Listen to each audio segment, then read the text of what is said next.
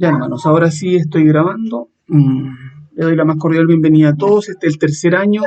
Nos corresponde la asignatura de lentes 1. Ya, esa es la asignatura que corresponde ahora. Ustedes van a tener, son dos asignaturas globales grandes. Ya, que es lentes para ver la Biblia, que se va a ver en dos periodos. Lentes 1, que van a tener conmigo, después con otro profesor tiene lentes 2. Y después su tercera asignatura va a ser el cuadro de la voluntad 1 y después viene el cuadro de la voluntad 2. Ya son los dos asignaturas grandes que ven, donde realmente lo que hacemos ahora es como aplicar un poquitito, retroalimentar todo lo que ustedes vieron durante primero y segundo y se lleva más a la aplicación. Ya, hoy día la asignatura que nos corresponde tiene por nombre la Biblia. ¿Ya? Vamos a ver un poquitito cómo se compone la Biblia, qué consiste la Biblia, en qué consiste esta escritura sagrada, ya esta palabra en la cual encontramos realmente al Señor Jesucristo. El audio se me escucha bien, ¿cierto? ¿Me escuchan bien? ¿Me escuchan bien? Entonces también escuchan al perro, que le encanta acompañarme cuando estamos en clase. Ya, entonces voy a compartir pantalla, les digo cualquier cosita, yo no los veo cuando comparto pantalla, no los voy a ver, pero cualquier cosa, alguna duda, consulta, ustedes abren su micrófono y me hablan solamente, ¿ya? Así que nos vamos a compartir pantalla. Ya, ahí estamos. ¿Logran ver entonces el PPT que estoy compartiendo, la Biblia? Si alguien me dice sí, ya, muchas gracias. Ahí la Cata me va a ir ayudando. Ya, la Biblia, este es el tema que nos corresponde hoy día, el tema número 1. Ya, vamos a ir avanzando acá. ¿Qué es lo que podemos decir de esto? Ya, la Biblia, el contenido que vamos a ver hoy son tres cosas, tres puntos importantes grandes que tienen que ver con esta asignatura o con este tema. Ya, uno es que en la Biblia encontramos la palabra de Dios. Todos tenemos la claridad, la certeza de esto. ¿Ya? Como segundo punto, vamos a ver que la Biblia es escritura santa. ¿Ya? Y como tercer punto, que la Biblia se compone de 4 unidades. Entonces vamos a ver esto. Espérenme que voy a admitir gente que está entrando. Ahí sí. Creo que los admití a todos. Vienen entrando personas. Son todos muy bienvenidos. Continuamos entonces con ¿ven el PPT ahora? ¿Lo están viendo, cierto? ¿Cata? Ya, muchas gracias. Entonces estos son los tres contenidos que vamos a ver hoy día. Partimos. Entonces en la Biblia encontramos nosotros la palabra de Dios. Cuando nosotros vamos a la Biblia y encontramos la palabra de Dios, ¿nosotros qué entendemos? Que la Biblia es el libro que el mismo Dios nos dio. Ya, después vamos a ver de qué manera se nos entregó esta Biblia. ¿Ya? ¿Qué es lo que encontramos? ¿Qué registros? Sus palabras, ya, lo que está ahí en rojo, su voluntad, y también encontramos el carácter mismo de Dios. Si tomamos en cuenta lo que acabo de decir, ya debemos tener nosotros una actitud de sumisión. Esa es la actitud que nosotros debemos tener frente a la palabra de Dios. Ya como nosotros encontramos su palabra, su voluntad y su carácter, nuestra actitud debe ser de total sumisión, de devoción ante la palabra de Dios. Eso es lo que nosotros debemos hacer. Espérenme, creo que alguien viene entrando para admitir. Ahí sí.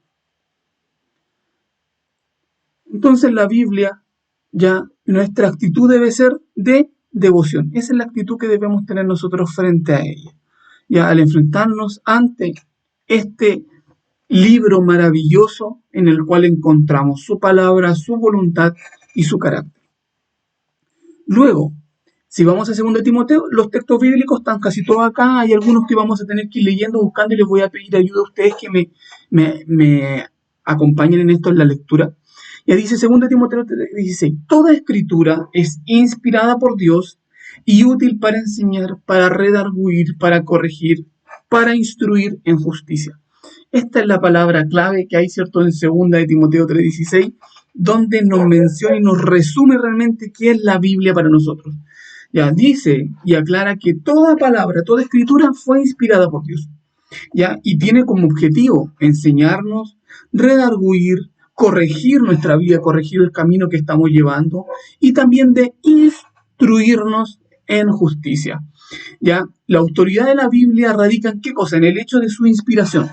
Ya, cada pasaje de la Biblia es inspirado por Dios y su fuente es Dios. En 2 de Pedro 1, 20, 21 dice, entendiendo primero esto, que ninguna profecía de la Escritura es de interpretación privada, porque nunca la profecía fue traída por voluntad humana, sino que los santos hombres de Dios hablaron siendo inspirados por el Espíritu Santo.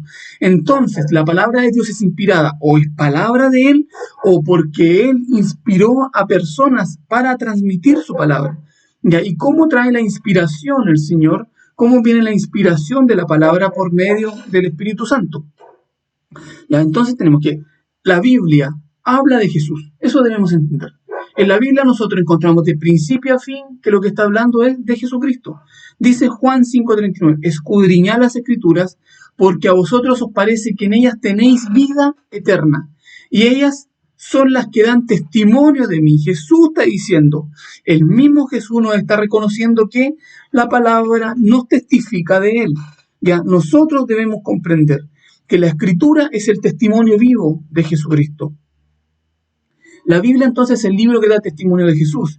Y ese testimonio nosotros lo podemos encontrar ya en Abraham, ya lo podemos encontrar un testimonio que viene a través de Moisés, un testimonio que viene a través de los profetas. Acá yo le voy a pedir ayuda. A ver, alguien que pueda buscar Juan 8:56, pero lo ideal sería que lo buscara en la PDT. Si es que tiene la Biblia ahí en el celular, lo puede buscar. Si es que alguien la pudiera leer, me dijera yo, Juan 8:56, pero en la PDT. ¿Alguien? ¿Algún hermano por ahí que me quiera ayudar? Juan 8:56 en la PDT. Ya. ¿Quién fue? ¿Giuseppe? Ah, es una versión, ya. Es palabra de Dios para todos. Es la versión. ¿Ya? Ya. No importa. Ya, ya Cata. 8:56. ¿Están viendo el PPT, cierto? Ya, sí, 8:56.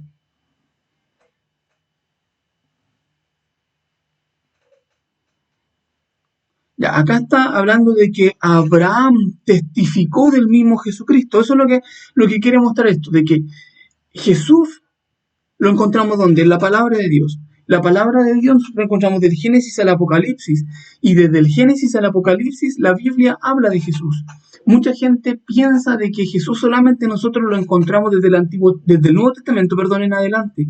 Pero a Jesús nosotros lo encontramos desde el Génesis en adelante. Siempre se está hablando de él. De ahí acá vemos que Abraham está hablando y está testificando de Jesús. Ahora alguien que me pueda leer Hebreos 11, del 24 al 26, que está acá, también en la PDT. ¿Por qué elegí esa versión? Porque es un poquitito más clara, de repente, en cuanto a las palabras que toma para poder darle dirección a la Biblia. ¿Ya? ¿Qué me puede leer Hebreos 11, 24 al 26? También en la PDT.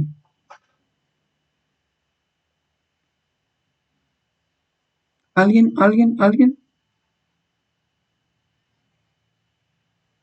Ya. Ya, no se preocupen. No se preocupen. Ya, yo mismo la voy a buscar. Ya, Hebreos. Bueno, que a lo mejor por esta vez que, si es que tienen la YouVersion, ya la aplicación descargada en el teléfono, ahí en la aplicación uno puede buscar uno puede poner comparar y salen todas las versiones de la Biblia. Ya, por si acaso, un dato importante que puede servir muchas veces para comparar algunos textos, es bastante interesante. Ya, Hebreos capítulo 11, versículo 24 al 26. Ya, voy a leerlo ahora. Denme un segundito. Dice, por la fe, cuando Moisés creció, rechazó los honores de ser llamado nieto de Faraón. Moisés decidió no disfrutar los placeres pasajeros del pecado, al contrario, decidió sufrir junto al pueblo de Dios.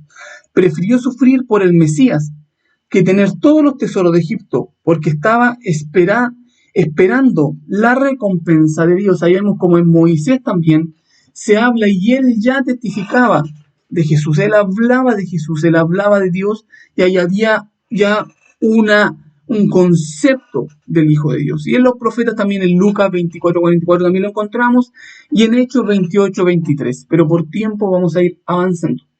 Acá, ¿qué tenemos? El tema principal de la Biblia ya es Jesús.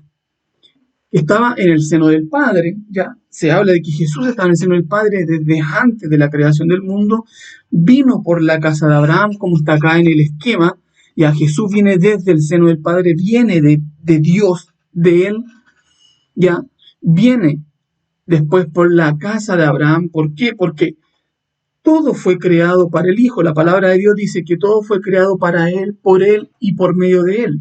O sea, desde el Génesis, desde la creación de Adán y Eva, todo fue para que el Hijo viniera. Todo fue creado de ahí en adelante para que el Hijo pudiera venir.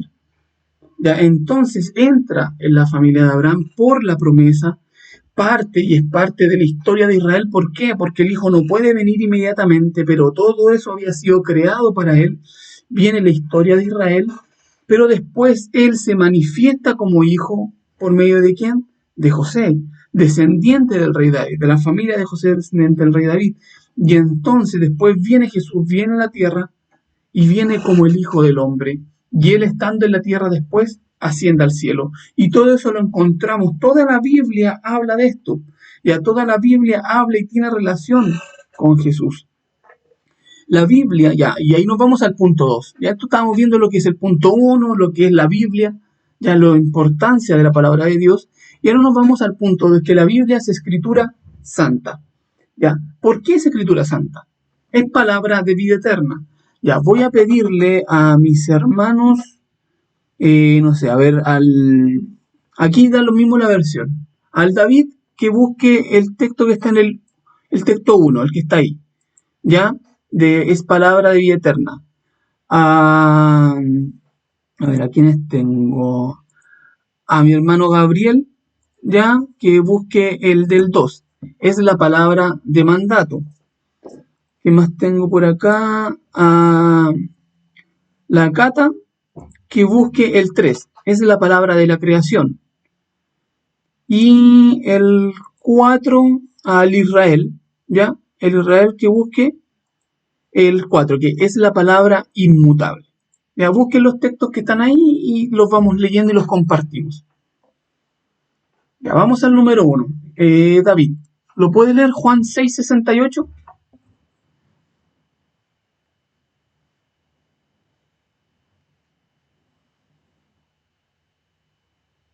David, ¿me escuchas?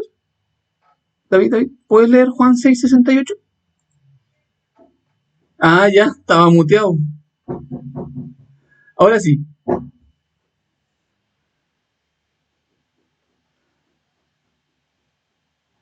Ya, muchas gracias. Es la palabra de vida eterna, como dice acá. Ya, Jesús es nuestra vida eterna. Jesús es quien dice, Señor, ¿a quién iremos? Tú tienes las palabras de vida eterna, pero esa vida eterna ¿en qué cosa? En el Espíritu, en la vida eterna. Jesús es quien nos da la eternidad espiritualmente a cada uno de nosotros. Ya, el 2 es la palabra de mandato, la palabra de Dios, la escritura.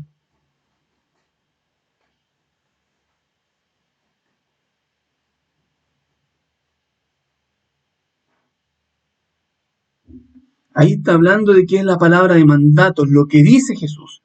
Ya Él está mandatando algo y eso en nosotros encontramos. Encontramos un mandato de parte de Dios en la misma escritura. Ya, encontramos primero, ¿cierto?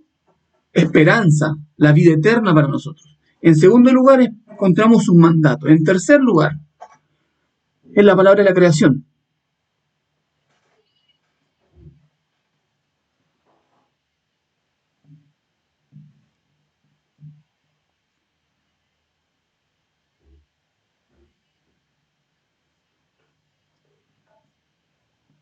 Imagínense, dice que todo fue hecho ahí y fue constituido de la palabra de Dios. El universo fue creado de ahí.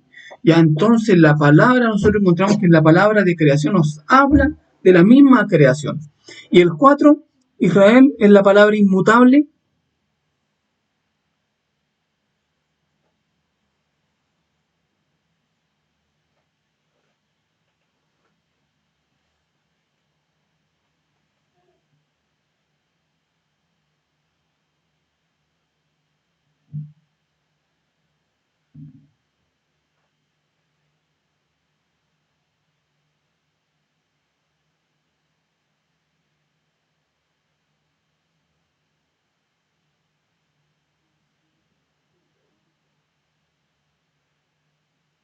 Muchas gracias.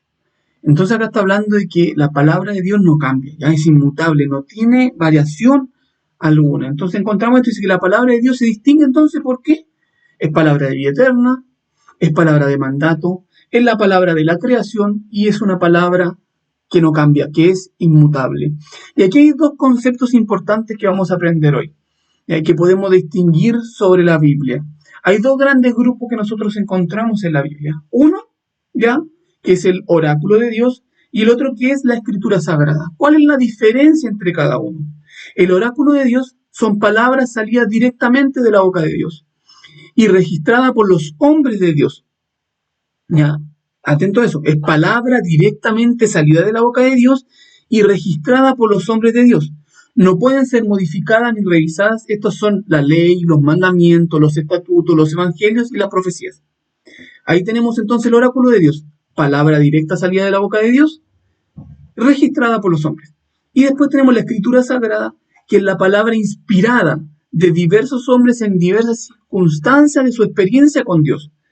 Confesiones de fe a través de experiencias espirituales y físicas, tales como historias escritas, salmos, proverbios y epístolas. Y miren, y a continuación hay una diferencia. Aquí hay una diferencia entre lo que es el oráculo de Dios y la escritura sagrada.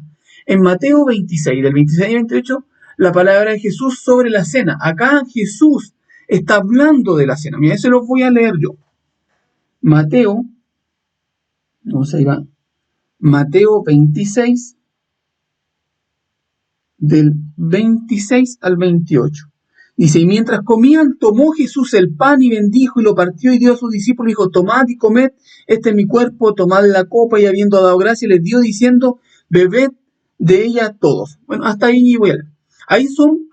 Ese es un oráculo de Dios, es la palabra directamente salida de Dios, porque Jesús es Dios. Y en Primera de Corintios, miréis, Primera de Corintios, vamos a Primera de Corintios, 1 Corintios 11, del 23 al 26, dice, porque yo recibí del Señor lo que también os he enseñado, que el Señor Jesús la noche que fue entregado tomó pan y habiendo dado gracia lo partió y dijo, tomad y comed, esto es cuerpo, que por vosotros es partido, haced esto en memoria de mí. Asimismo tomó la copa después de haber cenado, diciendo, esta copa es el nuevo pacto, esta es mi sangre, esto hacedlo las veces que viviereis en memoria de mí. Acá estamos viendo el testimonio de alguien, de las palabras de Jesús. Ahí vemos la diferencia que hay entre el oráculo de Dios, que son las palabras directas que vemos en Mateo 26, y después lo que es la escritura sagrada en 1 Corintios, donde alguien por la experiencia, por lo que vivió, por lo que se le contó, está compartiendo cosas que hizo el mismo Jesús. Y ahí vemos la diferencia entre lo que era oráculo y escritura sagrada. Ahora nos vamos a la tercera parte y última, ya, donde habla de que la composición de la Biblia. Ya, la Biblia se compone en 4 unidades. Ahí la vamos a ver, la Biblia está compuesta por 66 libros, ¿cierto? Hay libros históricos, proféticos, profetas menores, ya, poéticos, profetas mayores, evangelios, epístolas, etc. Hay un montón ¿cómo se le puede decir? De divisiones que se le pueden hacer. Tenemos la división más común, Antiguo Testamento, Nuevo Testamento. 39 en el Antiguo, 27 en el Nuevo. ¿Cómo lo dividirían ustedes? Ya, si alguien le dijera a ustedes, divídeme la Biblia, ¿cómo puedes hacer? Piensen en eso, queda como para que lo puedan analizar. ¿Cómo dividirían ustedes la Biblia según su vida? ¿Ya? Algunas divisiones de la Biblia que hay. Acá tenemos ya, ¿cierto? Divisiones que lo dividen en Nuevo y Antiguo, dejando aparte un poquito el Apocalipsis, ya dividiendo, ¿cierto? Por colores ahí, la división que hay según lo que haya, profetas mayores, profetas menores, poéticos. Tenemos acá el Antiguo y el Nuevo, y la Biblia se compone de 4 unidades. Eso es lo que vamos a ver y cómo lo vamos a enseñar. Ya, tenemos que en el Antiguo hay 2 unidades y en el Nuevo hay 2. Tenemos los 2 pactos realmente, el Antiguo Pacto y el Nuevo Pacto. Entonces, ¿por qué 2 pactos? ¿Por qué 2 pactos bíblicos? Ya, porque lo que era imposible para la ley, por cuanto era débil, por la carne, Dios enviando a sus hijos en semejanza de carne de pecado, a causa del pecado, condenó al pecado en la carne. Ahí tenemos algo que habla de un pacto, Romanos 8:3. Y al decir nuevo pacto ha dado por viejo el primero, y lo que se ha dado por viejo se envejece, está próximo a desaparecer. Acá en Hebreos vemos cómo habla y cómo hace la diferenciación entre que hay un nuevo pacto y un antiguo pacto. ¿Ya? Otro texto más en Hebreos 10, porque la ley, teniendo la sombra de los bienes venideros, no la imagen misma de las cosas, nunca puede por los mismos sacrificios que se le ofrecen continuamente cada año hacer perfectos a los que se le acercan. Estamos viendo textos que hablan y reconocen la división de los dos pactos, de la manera que la ley ha sido nuestro ayo para llevarnos a Cristo a fin de que fuésemos justificados por la fe. Entonces habla de que la Biblia se compone de 4 partes en el siguiente esquema. Abarca el Antiguo Testamento y el Nuevo Testamento de una mirada totalmente diferente. De hecho, que este esquema se conoce como el registro del Antiguo Testamento y el registro del Nuevo Testamento en términos bibliográficos. Entonces la Biblia está ordenada en 4 partes. El Pentateuco, las profecías, los evangelios sinópticos y los testimonios de Jesucristo. Ahí lo tenemos, la composición cristocéntrica de la Biblia. ¿Ya? ¿Por qué cristocéntrica? Porque dijimos de un principio, para nosotros los bereanos, la Biblia completa de principio a fin habla de Jesús, se centra en el Hijo. En ningún momento nosotros vemos que la Biblia se centra en el hombre. ¿Ya? Muchas veces se enseña la Biblia de una mirada antropocéntrica, centrada en el hombre. Jesús viniendo para salvar al hombre. Jesús haciendo todo para salvar al hombre. Jesús viniendo ¿para qué? Para que el hombre fuere salvo. Entonces ahí nosotros tenemos que ver la diferencia que hay entre una mirada antropocéntrica y una mirada cristocéntrica. ¿Ya? Lamentablemente, cuando la Biblia se mira antropocéntricamente, nosotros tenemos una visión diferente. ¿Ya? Se enseña qué cosa.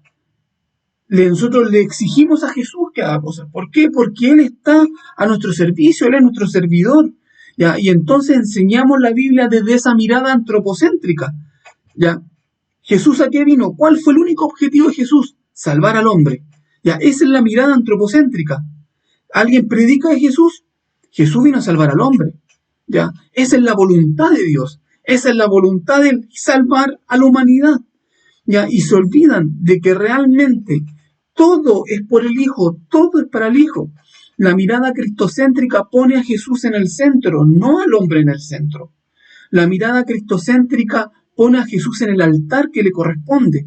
Ya, las voluntades de Dios son totalmente diferentes desde una mirada cristocéntrica a una mirada antropocéntrica.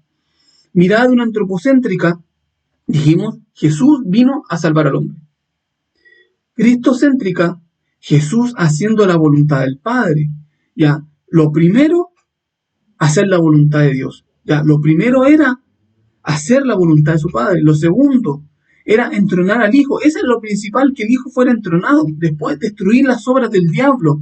Y por último viene, ya, por misericordia y por gracia nosotros fuimos salvados. Ya, eso es una mirada cristocéntrica. Pero lamentablemente la gente no lo ve así. Y eso es lo que nosotros vamos a ver.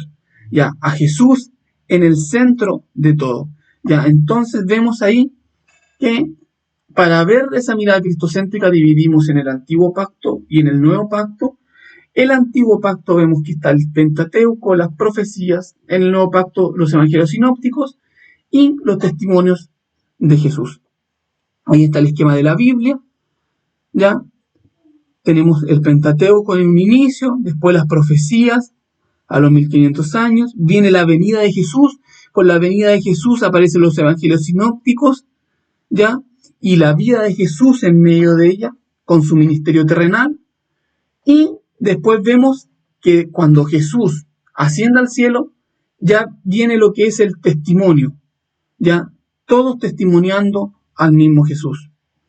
Entonces la composición cristocéntrica, tenemos el Pentateuco, que habla de la necesidad de Cristo. El Pentateuco eso nos habla de que el hombre tiene una necesidad de Jesús, de que el hombre sin Cristo algo le va a pasar. Entonces habla de la necesidad. Después tenemos en las profecías. ¿Qué habla las profecías? Anuncian al Cristo, anuncian a quien iba a venir, anuncian a Jesús. Después tenemos en los libros sinópticos el cumplimiento del Cristo. Esa necesidad de que se hablaba de que había Jesús. ese anuncio del Cristo se viene a cumplir y se cumple con la venida de Jesús. Y después, en los testimonios de Jesús tenemos a Jesús muriendo, resucitando, pero después su testimonio queda por medio del Espíritu Santo. Entonces ahí tenemos la división, las 4 unidades mirada cristocéntricamente. Ya, entonces el Pentateuco son los primeros 5 libros del Antiguo Testamento escritos por Moisés, donde encontramos qué cosa se habla de la necesidad de Jesús. Las profecías son el registro de las cosas que acontecían, reveladas a través de los profetas, ya, y que anunciaron por años al Cristo. Los evangelios sinópticos, la pieza central de la Biblia, abarca la vida de Jesucristo cuando Él estuvo en la tierra y su ministerio. Y el testimonio escrito de Jesús es el registro del piadoso y agotador ministerio apostólico, ya seguido por los fervientes epístolas. Ellas son las confesiones de la fe en Jesús, las historias de las obras hechas por los discípulos de Jesús. El Evangelio, según Juan, abarca desde el alfa al omega. Entonces vamos ahí a ver ahora el Pentateuco, la necesidad de Cristo. Ya tenemos ahí los 5 libros, ¿cierto?, que hablan del Pentateuco. Y al Pentateuco, Moisés, él le fue revelado el pasado por la inspiración del Espíritu Santo. Vio la desesperación, no había solución a la vida. Viene la caída de Adán, ¿cierto? No había una solución, había una desesperanza. Había un hombre mostrado sin Cristo. Lo que Moisés ve en la corrupción total del hombre. Esta fue causada por el pecado cometido por Adán, mientras que la gran esperanza, el Mesías, el Cristo, para el hombre también fue entregado a Dios a través de la versión de los profetas. Entonces, aquí en el Pentateuco vemos esto. Y aquí Juan 5:46, porque si creyereis a Moisés, me viereis a mí, porque de mí escribió él. Imagínense las palabras de Juan diciendo que Moisés habló ¿de quién? De Jesús. Y muchos dicen, pero si Jesús no está en el Antiguo Testamento. Muchos miran el Antiguo Testamento y en ninguna parte ven a Jesús. Pero aquí vemos reflejado cómo Jesús está desde un inicio. Génesis 3 del 14. ¿Qué deberían decir estos escritos? En las profecías acerca de la venida de Jesús y su obra, pero Moisés no fue capaz de darse cuenta de lo que él vio y escribió en ese tiempo. Era la profecía relacionada con Jesús. Él solo escribió las cosas que él había visto en su visión. Y los profetas hicieron lo mismo, pero realmente no pudieron vivir en carne propia la venida de Jesús. Y ahora vamos a las profecías.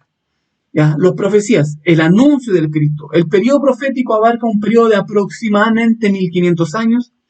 Hablaron sobre la esperanza futura inspirada por el Espíritu Santo. Nosotros vemos que en el Pentateuco, en los primeros 5 libros, vemos la depravación del hombre, la corrupción del hombre, la muerte espiritual totalmente, un hombre totalmente apartado, alejado de Dios. Vemos cómo se vive sin Dios, vemos la guerra, las muertes terribles, ¿cierto? Cómo era el comportamiento del hombre sin Dios.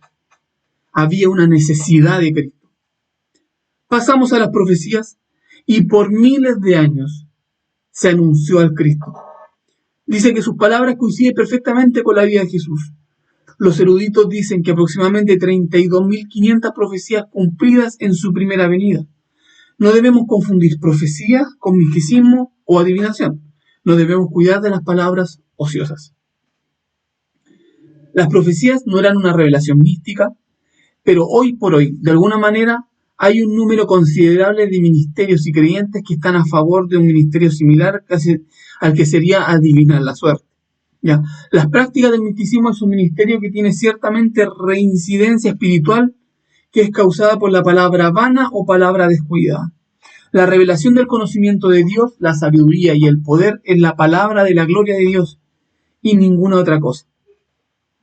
Las profecías, miren, primera de Pedro 1:11, escudriñando qué persona y qué tiempo indicaba el Espíritu de Cristo que estaba en ellos, el cual anunciaban de antemano los sufrimientos de Cristo y las glorias que vendrían tras ellos. Y a la palabra de Dios era anunciada de antemano, de mucho tiempo antes.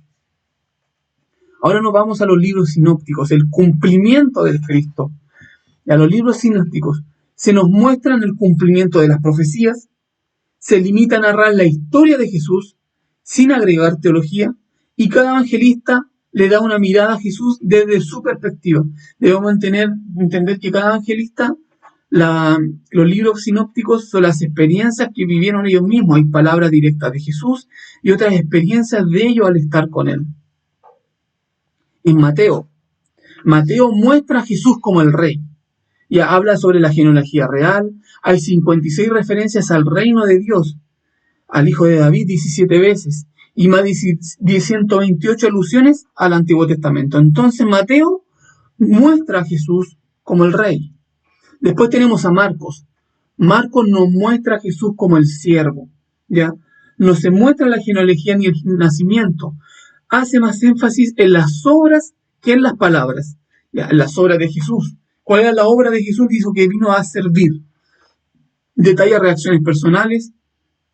Contiene más expresiones arameas y latinas que los otros. Después en Lucas nos muestra a Jesús como el hombre, al Hijo del Hombre. Se detalla su anunciamiento y nacimiento. Interés especial por las personas. Ya habla sobre lo que pasó con las mujeres, con los marginados, el ladrón arrepentido, el hijo pródigo, el publicano, el buen samaritano. Y énfasis en la oración. Entonces tenemos Mateo nos muestra a Jesús como el rey. Marcos a Jesús como el siervo. Y Lucas a Jesús como el hombre. Y ahí ahora vemos los testimonios de Jesús, donde los encontramos en Juan. El Evangelio según San Juan es totalmente diferente a los otros 3 evangelios, en términos de observación que él hizo sobre Jesús por la naturaleza de sus escritos. El tema principal de este evangelio es que Jesús es el Hijo de Dios y que él estaba con Dios desde antes de la eternidad. Eso lo encontramos en Juan 1:1. Y él vino y manifestó al Dios invisible. Juan 1:18. Desde Juan hasta Apocalipsis encontramos diversos testimonios y experiencias que confirman la venida del Hijo de Dios y detallan aspectos de su segunda venida. Los testigos fueron personas inspiradas, llenas del Espíritu Santo, que dieron sus vidas por el testimonio. Nosotros debemos ser los testigos que asumen toda responsabilidad por nuestro testimonio. Entonces, ahora, ¿quiénes son los que están llamados? ¿Quiénes son los que están llamados a dar testimonio de Jesús? Nosotros, ¿ya? Nosotros somos las personas que ahora, por medio del Espíritu Santo, somos llamados a dar testimonio de Jesús. Y esto es lo que nos muestra la Biblia. Y esto es lo que nosotros encontramos en la palabra de Dios. Ya, imagínense la riqueza enorme que hay en la palabra de Jesús, en la palabra de Dios. Ya encontramos una riqueza tan grande. Ya encontramos, entonces acuérdense, ¿cuál era este esquema que le podíamos dar? Con 2 pactos, el nuevo pacto, el antiguo pacto y el nuevo pacto. ¿Qué encontramos en el antiguo pacto? Acuérdense, el Pentateuco, ¿ya? Y después encontrábamos las profecías. ¿Qué nos mostraba el Pentateuco? La necesidad de Cristo. Después en las profecías, por años, ¿qué es lo que se hizo? Se anunció a Cristo. ¿Qué se anunciaba? Que alguien iba a venir a cambiar la condición del hombre. Se empezó a hablar sobre una esperanza. El hombre empezó a tener esperanza. ¿De qué? De que la vida miserable que estaban llevando, la vida terrible que estaban llevando, tenía una opción de cambio. Había una posibilidad de cambiar eso en el hombre. Eso se anunció. Y después el nuevo pacto, ¿cuándo comienza? Con la venida de Jesús. Ya la venida de Jesús viene a cambiar todo. ¿Ya? Y después, ¿qué lo encontramos ahí entonces? A Jesús mismo, ¿cierto? Los libros sinópticos, los que nos hablan de Jesús, la historia misma de Jesús, lo que Él vivió acá, ya el periodo en el cual Él estuvo junto a nosotros. Y después, ¿qué viene? El testimonio de Jesús. De Juan en adelante. De Juan en adelante hasta Apocalipsis habla los testimonios, las experiencias de hombres que vivieron o con Él o que después recibieron por medio de testimonios de otros, recibieron a Jesús.